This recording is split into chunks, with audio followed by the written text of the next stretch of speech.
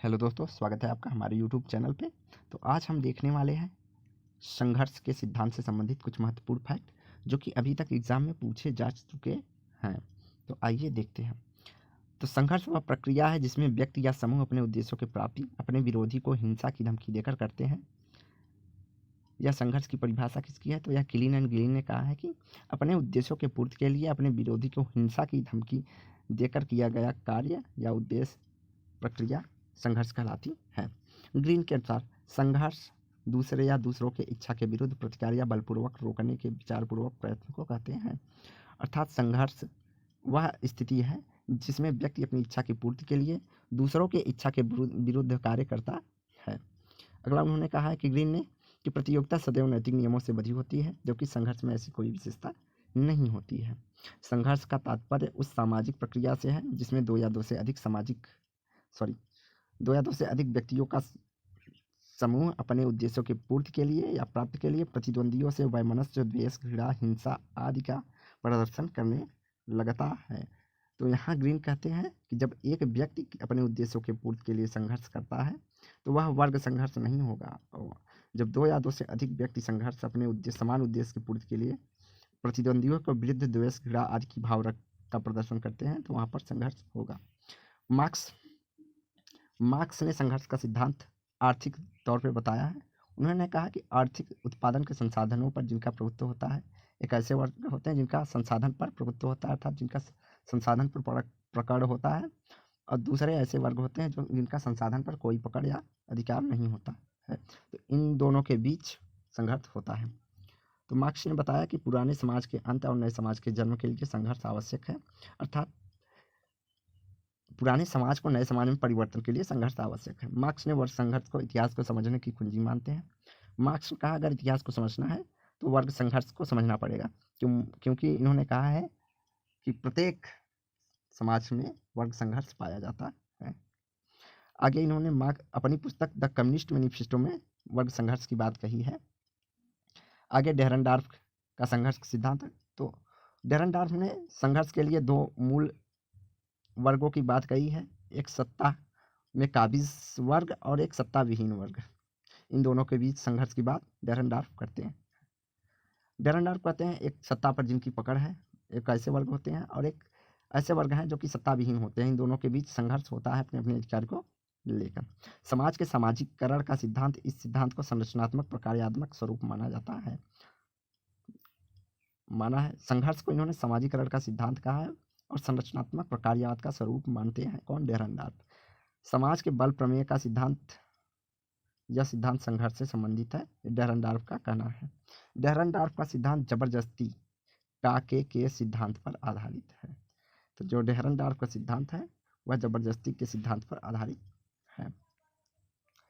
अगला कोजर का संघर्ष का सिद्धांत। तो कोजर ने अपने संघर्ष के सिद्धांत को प्रकार्यवादी कहा है। यह बहुत महत्वपूर्ण पॉइंट है कि कौन संघर्ष को प्रकार्यवादी मानता है। तो लेविस कोजर मानते हैं कि संघर्ष प्रकार्यवादी होता है, अर्थात संघर्ष का सकारात्मक पक्ष भी होता है। सामाजिक संघर्ष का संगठनात्मक सिद्धांत प्रकार्यों पर आधारित होता है। आगे उन्होंने कहा कि संघर्ष के दो संभावित परिणाम हो सकते हैं, या तो संगठनात्मक परिणाम या तो विघटनात्मक परिणाम।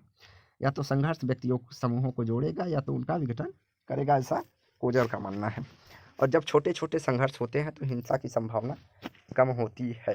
अर्थात कोजर कहते हैं कि जब दो या छोटे समूह के बीच संघर्ष होगा तो वहाँ हिंसा की कम संभावना होती है।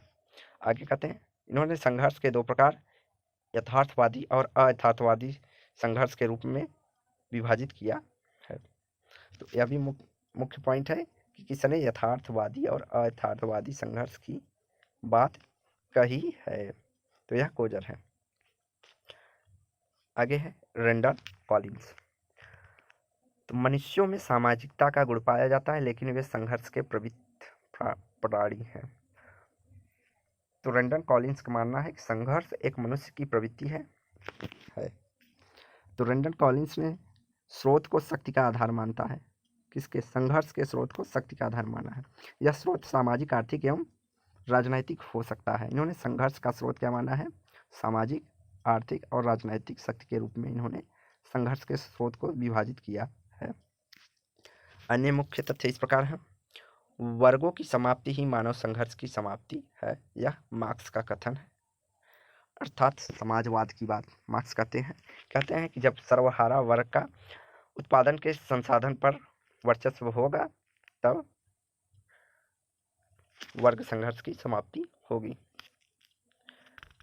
मानव का हित ही मानव समाज में होने वाले संघर्ष का कारण बन जाता है। यह कथन रैजेन फोजर का है। तो मानव हित ही मानव समाज में होने वाले संघर्ष का कारण बन जाता है, यह रैजेन फोफर से संबंधित है। अगला कथन है संघर्षवादी विचारधारा के प्रणेता माने जाते हैं। तो इब्ने खातून संघर्षवादी विचारधारा के प्रणेता माने जाते हैं। क्रीड़ा के सिद्धांत को संघर्ष और सामंजस्य के विज्ञान के रूप में जाना जाता है। क्रिया के सिद्धांत को क्रिया के सिद्धांत को संघर्ष और सामंजस्य के विज्ञान के रूप में किसने देखा है? तो यह लियोटार्ड है। कौन? लियोटार्ड। संघर्ष रहित समूह का अस्तित्व अव्यवहारिक तथा असंभव है, यह कथन संबंधित है शिमेल ने मार्क्स की आलोचना करते हुए यह कहा है कि संघर्ष रहित समूह का अस्तित्व संभव ही नहीं है। संघर्ष तथा सहयोग एक क्रास पर कटा हुआ है। मैकाइबर और पेज ने कहा है कि संघर्ष और सहयोग एक जगह पर मिलते जरूर हैं, अर्थात क्रास के रूप में कटे होते हैं, अर्थात उनका मिलन जरूर होता है। आगे, जीवन जीने के साधनों में कमी को संघर्ष का मुख्य कारण माना है। तो मैथ्यू ने जीवन जीने के साधनों में कमी को संघर्ष का मुख्य कारण माना है। अगला, संघर्ष विचारपूर्वक या दूसरों की इच्छा के विरुद्ध प्रतिवाद या टेंशन को कहते हैं। तो यह कथन ग्रीन का है कि दूसरों के विरुद्ध अपनी इच्छा की पूर्ति या प्रतिवाद ही संघर्ष है, यह ग्रीन का कथन है। संघर्ष स्वयं समाज की प्रकृति का हिस्सा है, वस्तुतः समाज खुद द्वंद्व की स्थिति के लिए जिम्मेदार है। तो यह कथन किंग्सले डेविस से संबंधित है कि संघर्ष स्वयं समाज की प्रकृति का हिस्सा है, वस्तुतः समाज खुद द्वंद्व की स्थिति के लिए जिम्मेदार या उत्पन्न करता है, समाज खुद ही द्वंद्व की स्थिति को उत्पन्न करता है। अगला, संघर्ष के सकारात्मक आयामों पर कोजर ने ध्यान दिया है। सकारात्मक या प्रकार्यात्मक या कुछ प्रकार के रूप में किसने देखा है? तो कोजर ने। यह अलग अलग किस्म से पूछा जाता है कि प्रश्न कि संघर्ष को किसने सकारात्मक आयाम देखा है या तो प्रकार्यात्मक आयाम देखा है या किसने संघर्ष के प्रकारों की चर्चा की है? तो इसका आंसर हो जाएगा कोजर। अन्य संकल्पना इस प्रकार है कि यथार्थता का सामाजिक निर्माण पीटर बर्जर एवं टी लुकमैन से संबंधित है। दर्शन की कंगाली कार्ल मार्क्स से संबंधित है। संघर्ष तथा क्रांति का यथार्थवाद पक्ष, यह लुईस कोजर से संबंधित है। प्रतीकात्मक अंतःक्रियावाद की अवधारणा हर्बर्ट ब्लूमर से संबंधित है। वास्तविक एवं अवास्तविक संघर्ष की बात कौन करते हैं? तो आर कॉलिंस। समाज के उत्पीड़न का सिद्धांत संबंधित है कार्ल मार्क्स से। अब तक के समाजों का इतिहास वर्ग संघर्ष का इतिहास रहा है। तो यहाँ यह डेहरनडॉर्फ ना होकर कार्ल मार्क्स होगा। किसका? Karl Marx. और